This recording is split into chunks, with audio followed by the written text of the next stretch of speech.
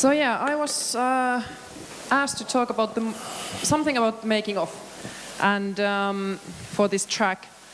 And at Colossal Order, I mean, there's so many things that we could talk about when we're thinking about City Skylines, the city builder we made. But one of the most important thing is definitely the modding. The modding side of City Skylines has been huge. So in this short talk, I'm just going to focus on that one. So this is something that has been overlooked maybe by the developers, and I completely understand it. Basically, modders are dicks. It's very difficult sometimes to work with them, but when you get the relationship with them, it starts to work out. But you have to kind of prepare yourself for getting some really harsh feedback at times, and there are ways to basically solve those. So a little bit about Colossal Order. How many of you guys actually know the company? So we'll just go through this very quickly. So we're based in Tampere, and we're currently 18 people working there. And our company basically fully focuses on PC, Mac, and Linux platforms. We don't do any other platforms, and we also focus on simulation games, which is not the sexiest topic out there, but it's something that we're good at, so we're going to stick with it. Our first game, Cities in Motion, was released back in 2011, and that was something that was made with our own in-house technology. And around that game, there was this amazing modding community that kind of emerged with us doing basically nothing. And it was really surprising, and basically what we did was that the in-house technology was so easy to crack and modify that the modders just had a crazy time with it. From that we learned that people really want to be able to mod the games. They really want to create something of their own, and they will be creating more content for the other players as well. So it's a positive thing to have for the game. For Cities in Motion 2, which we basically made with Unity engine, it was our first game with that engine, we did not know how to make it moddable. So we tried to make these certain modding tools for it, but we didn't do an excellent job with it. So Cities in Motion 2 was not so easy to mod, and that definitely hurt the product overall. But our latest, City Skylines, that was released in 2015, how many of you guys have played it? Great, I hope you liked it. So it's a classic city builder. It was really influenced by the 90s SimCity games, and it was something that we had wanted to create from the beginning of when we started the company. And it's really something that it was our third game. Cities in Motion games didn't make us hugely successful or rich, so City Skylines was made with a bit of a budget. But what we decided to do was to fully focus on making the game moddable. So the thing with the development was that we had two programmers working on City Skylines. The other one focused on gameplay, and the other one fully focused on the modding tools. So we really wanted to put effort to this from the beginning.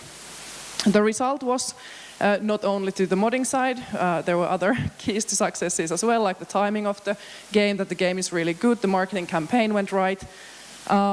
So it has actually now sold over 4 million copies worldwide, which is pretty good, I'd say.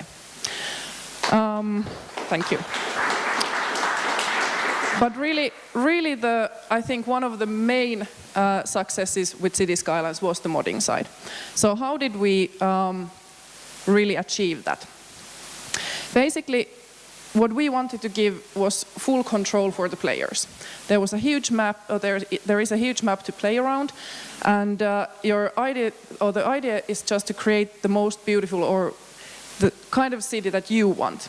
So modding really plays into that, because people want to see something familiar. They want to create their own house there. They want to have their own hometown or home city, or maybe the city they have visited. So something that ties into the real world. Or the other side is, which is definitely a minority, but some people just want to make everything burn and crazy. And with the modding, they actually have the opportunity to do this. Because at Colossal Order, having such a small team, we can't really make as much content to the game as we would like. So the modding community really brings a lot to the game. Steam Workshop has over 100,000 items for the game. There are several buildings, there are intersections because people love roads for some reason. I don't get it, I don't have to get it, we just need to enable it for the players. There's also programming mods. How many of you guys remember Chirper from the game? The little bird that people really hate. The very first mod that came to City Skylines was actually Kill the Chirper mod. I'm devastated because Chirper was my baby. It was my only contribution to the game, and then the modders killed it immediately after the release. I'm fine with it. It took me months to get over it, but I'm now living with that fact. As the CEO of the company, I should not be designing games. I think that was the lesson to learn from that. And but really, with the modders, I said that they can be really hard to work with. But on the other hand, they really want to kind of give their creative input. They want to teach the other players, and they are really good power users in that sense.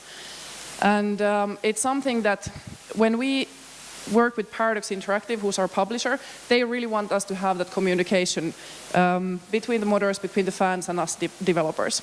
So it's a choice that we have to kind of embrace.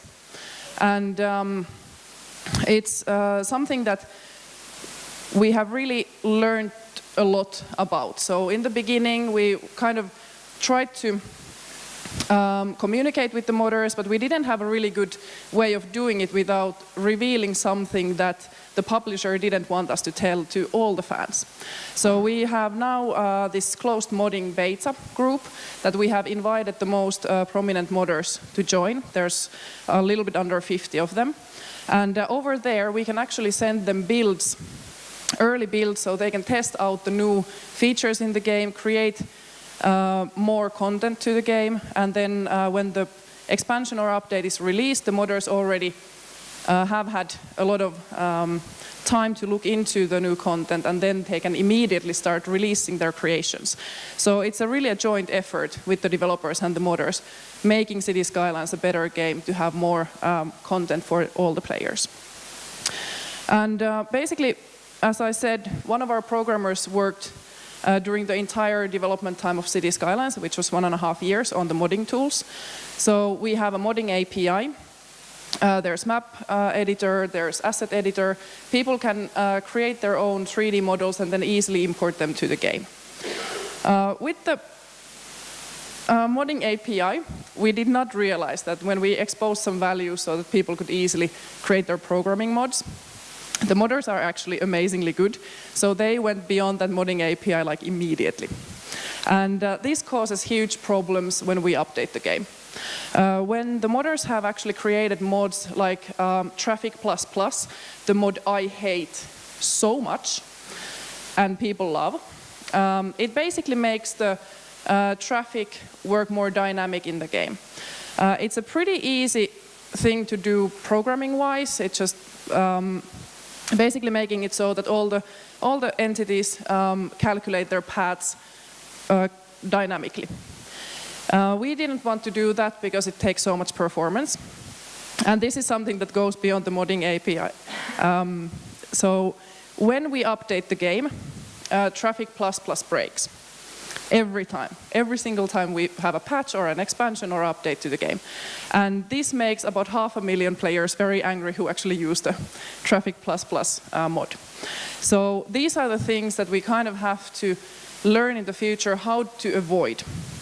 And while for City Skylines it's pretty difficult to expand the modding API after the release, it's something that in the future we definitely will be looking into, that how can we expand the modding API, all the values, so that to give the modders basically the same tools that developers are using. One of the concerns with this is, of course, if you think about publishing side. The publisher is asking that what happens to the expansions and DLC? How can we sell more content to the players if the modders can basically do everything that the developers do? I'm not really worried about that, to be honest, because I believe that our team can still produce very interesting, high-quality content to all the players. And we have to remember that out of the 4 million people who have actually bought the game, not everybody wants to use mods or know how to use mods. So it's good to have the option for all of the players to decide that if they want to use modded content or if they want to get something from the developers, because that is always guaranteed to work. Or as developers, we know that the guarantee is quite flexible at times, but you know, the main idea there is that as modders can really create something amazing, there's no saying that those will go with every other mod and there's always conflicts and things like that. But the main idea there is that working together with the modders and creating tools for them is really beneficial for the game. So this is something that we have embraced accidentally with Cities in Motion. We tried to embrace it with Cities in Motion 2, and we really put all effort with Cities Skylines to make this happen. This is something that we try to work on in the future as well, just to making sure that we have content for players. And Steam Workshop is really something that you can see over there how the smallest things can be really interesting for the players.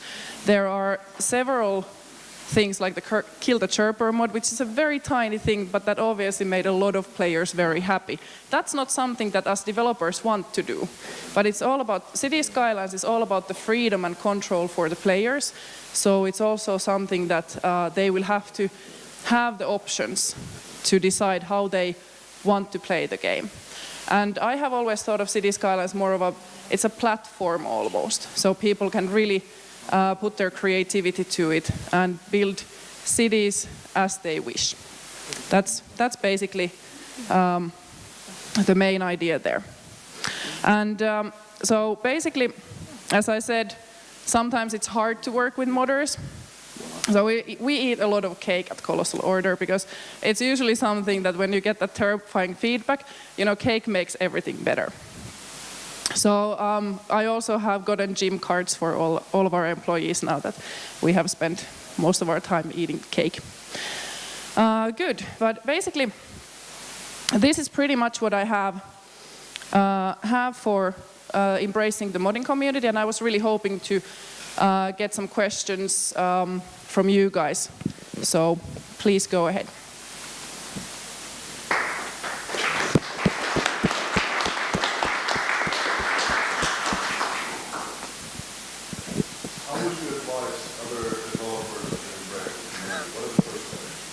Well, the first steps, of course, is that if you have a game that is moddable, like think about the ways, how can you actually make your game so that it's even possible to mod? This is definitely, I think, on PC it's pretty easy. I think on consoles that's rather challenging.